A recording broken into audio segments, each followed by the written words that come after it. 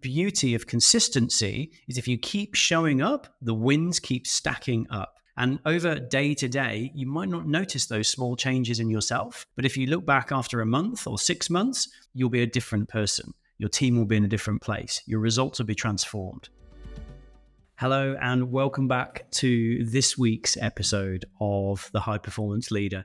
You know, one of the things I've really enjoyed doing in these solo episodes is having the opportunity to dive a bit deeper into the topics and the conversations that keep coming up when we're working with clients during the Ways of Working program. And I just think it's so fascinating to explore topics in multiple organizations and see the same things keep coming up, which is why we wanted to do these shares. And if you're enjoying them, please do leave a review of the High Performance Leader podcast on whichever platform you're listening on. We love reviews. We're really grateful for them.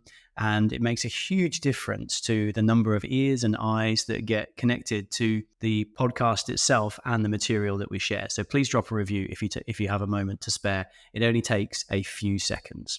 So today we're going to build on the topic that we started talking about in the previous solo episode, which was how do we essentially turn our goal setting process from an old-fashioned New Year's resolution into a resolution, which becomes a continuous improvement model and allows us to use a lot of the knowledge and the wisdom that we've already gained whilst exploring some new things. This week, we're going to talk all about the change process. So how do we go through a transformation, which seems to be required of all of us right now, to achieve the most impact and the best results possible for us and our teams. Now, there are probably, a few hundred different change models out there in the world that if you were to Google, you could come up with a whole variety.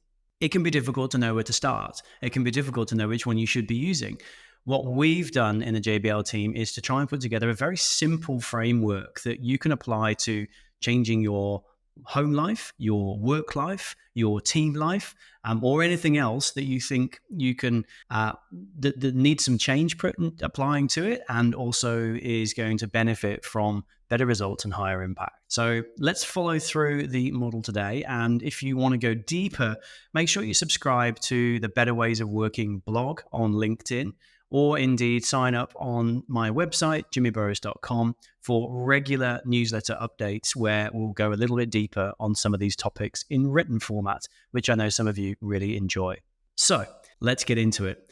If we think about the requirement for personal transformation, we could change an awful lot of things. You know, when we are trying to work with an organization, they're often trying to change too many things at the same time.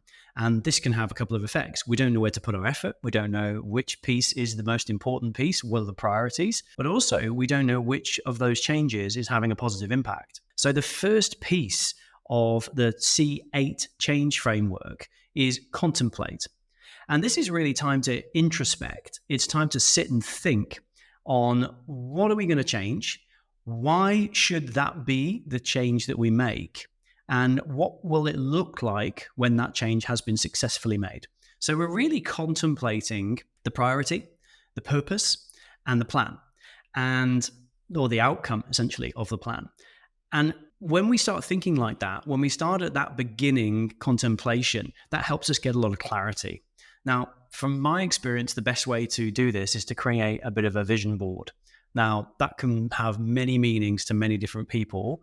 What I'm suggesting is you start to note down what are the things that you could change and choose one. So putting crosses through them, then starting to build the purpose out. Purpose is the value it's going to create, the capacity you've got, the why you're doing it, all of the pieces that build up purpose. If you want to go deeper on that one, go and read chapter 1 of the book. If once you've got that, your vision board starts to give you and other people around you real clarity about what that change is going to be. It's almost like when you journal or note down your thoughts, they start to crystallize and become much clearer.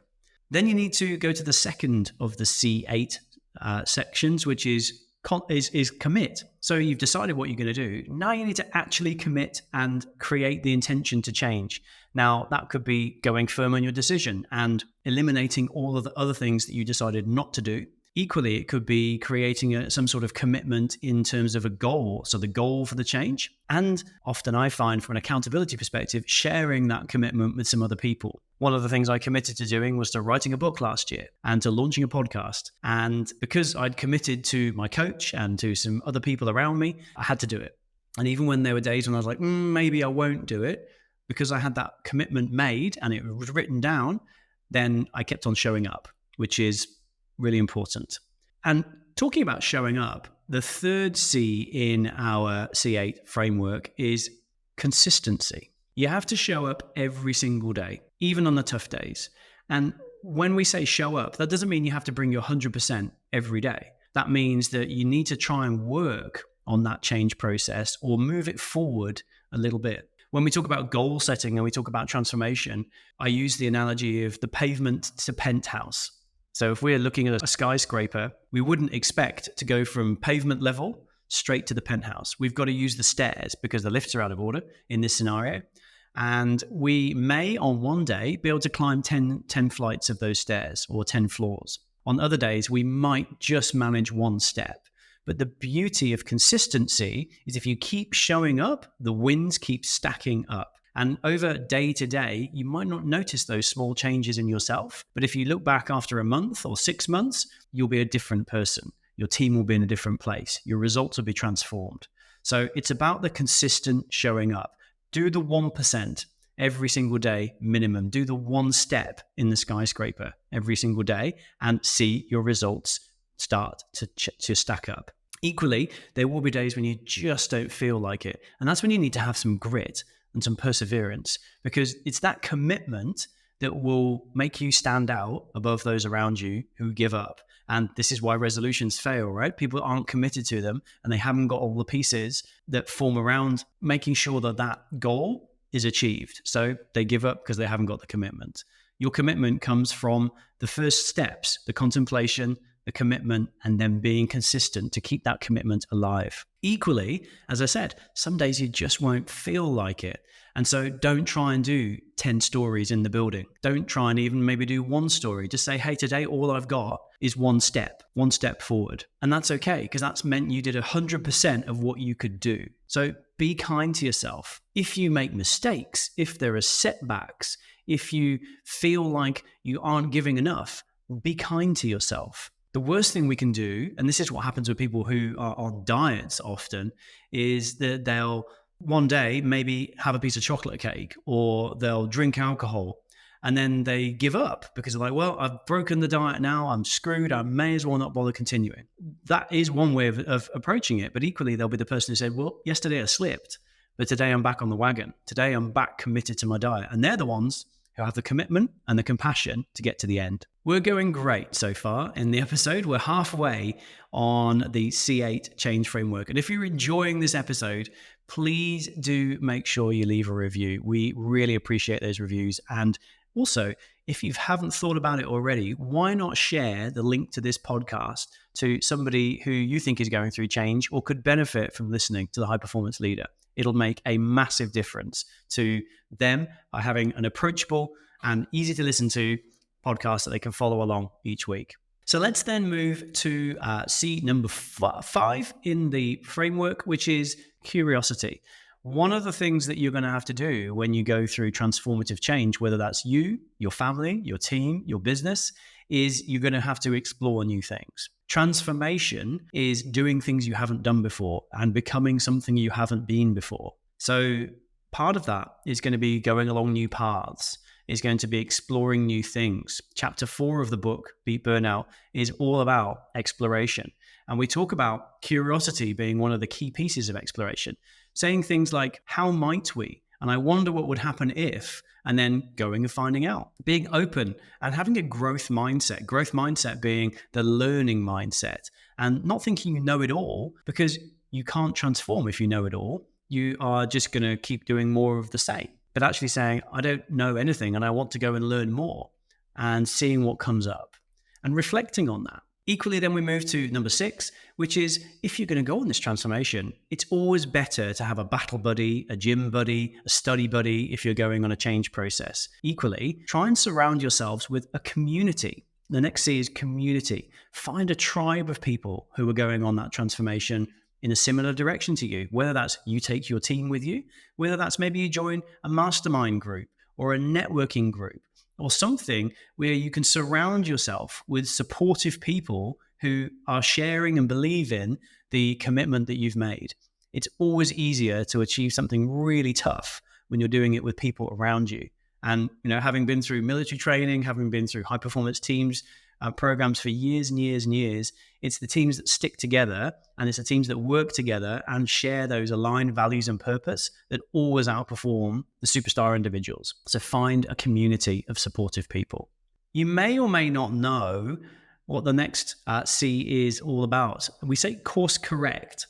Now, a little fun anecdote for you. When the rocket went to the moon, the space program, American space program, took a rocket to the moon, that rocket was only actually on course, perfectly on course, compared to the plotted course that they had a trajectory for, 2% of the time.